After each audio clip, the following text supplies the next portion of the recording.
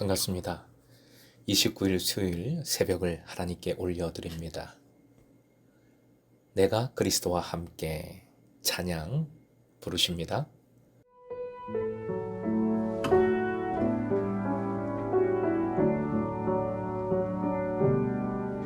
내가 그리스도와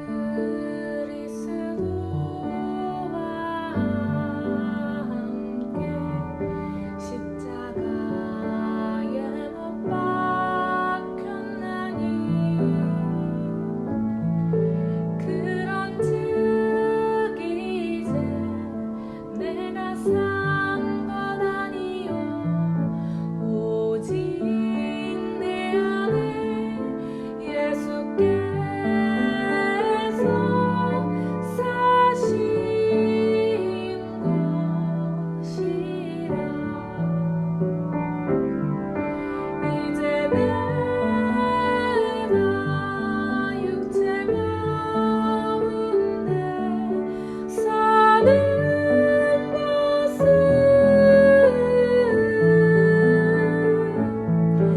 나를 사랑하사 자기만 버리신 예수 위에 산 것이라.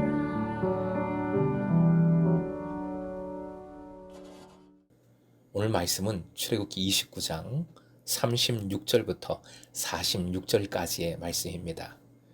큐티 집에 조금 잘못이 있지요. 오늘 본문이 40절까지로 되어 있는데 46절까지 포함해서 묵상하시기 바랍니다. 허락하신 하나님 말씀 출애굽기 29장 36절부터 46절까지입니다. 함께 본문을 읽겠습니다. 매일 수송아지 하나로 속죄하기 위하여 속죄제를 드리며 또 제단을 위하여 속죄하여 깨끗하게 하고 그것에 기름을 부어 거룩하게 하라. 너는 이래 동안 제단을 위하여 속죄하여 거룩하게 하라. 그리하면 지극히 거룩한 제단이 되리니 제단에 접촉하는 모든 것이 거룩하리라. 내가 제단 위에 드릴 것은 이러하니라. 매일 1년 된 어린 양 2마리니 한 어린 양은 아침에 드리고 한 어린 양은 저녁 때에 드릴지며 한 어린 양에 고운 밀가루 10분의 1 에바와 찌은 기름 4분의 1 흰을 더하고 또 전제로 포도주 4분의 1 흰을 더할지며 한 어린 양은 저녁 때에 드리되 아침에 한 것처럼 소제와 전제를 그것과 함께 드려 향기로운 냄새가 되게 하여 여호와께 화제로 삼을지니 이는 너희가 대대로 여호와 앞 회막문에서 늘 드릴 번제라. 내가 거기서 너희와 만나고 네게 말하리라. 내가 거기서 이스라엘 자손을 만나리니 내 영광으로 말미암아 회막이 거룩하게 될지라. 내가 그 회막과 제단을 거룩하게 하며 아론과 그의 아들들도 거룩하게 하여 내게 제사장 직분을 행하게 하며 내가 이스라엘 자손 중에 거하여 그들의 하나님이 되리니 그들은 내가 그들의 하나님 여호와로서 그들 중에 거하려고 그들을 애굽 땅에서 인도하여 낸 줄을 알리라. 나는 그들의 하나님 여호와니라.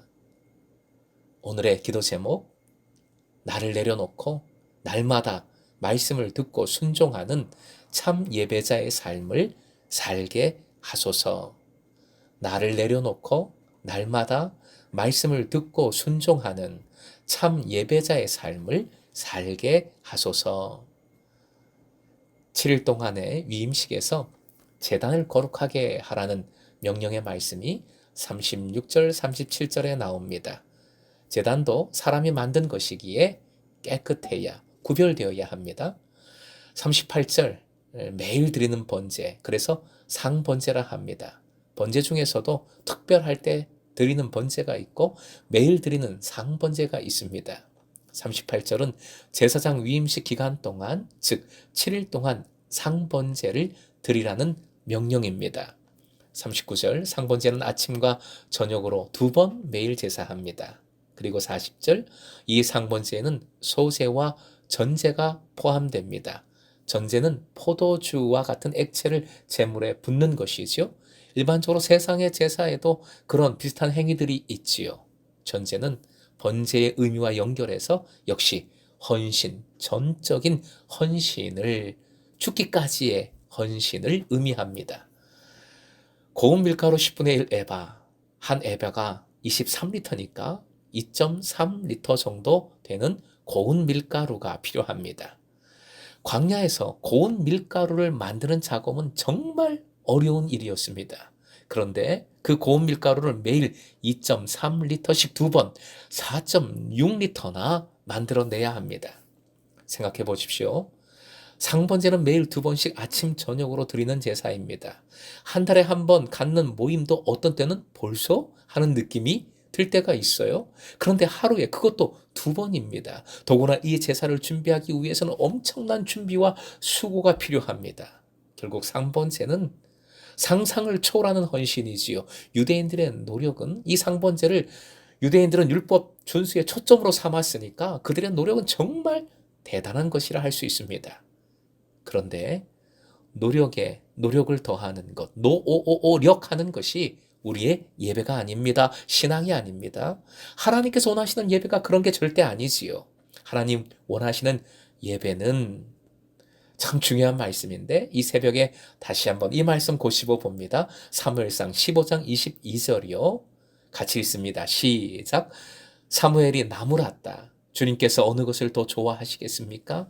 주님의 말씀에 순종하는 것이겠습니까? 아니면 번제나 화목제를 드리는 것이겠습니까? 잘 들으십시오. 순종이 제사보다 낫고 말씀을 따르는 것이 순양의 기름보다 낫습니다. 이거 왕에게 한 말입니다. 목숨을 걸고 대제사장으로서 정말 담대하게 용기를 가지고 예배의 핵심을 선포한 것입니다.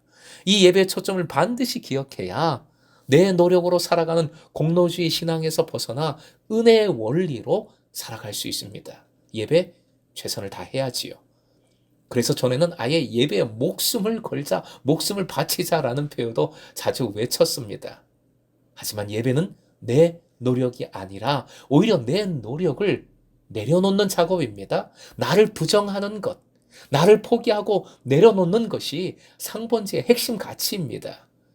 그리하여 온전히 주님과 매일매일 동행하고자 하는 것이지요. 주님의 말씀을 듣습니다. 그 말씀에 날마다 순종합니다. 바로 그것이 주님께서 원하시는 상번제 예배의 삶인 것입니다. 42절 예배의 정의를 내려주십니다. 내가 거기서 이스라엘 자손들과 만나고 말씀하시겠다 하십니다.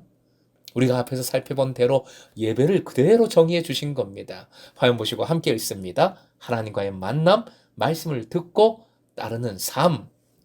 이를 위하여 43절, 44절 강조하시는데, 반복하시는데 예배의 장소와 시간 그리고 사람이 거룩하게 구별되어야 합니다.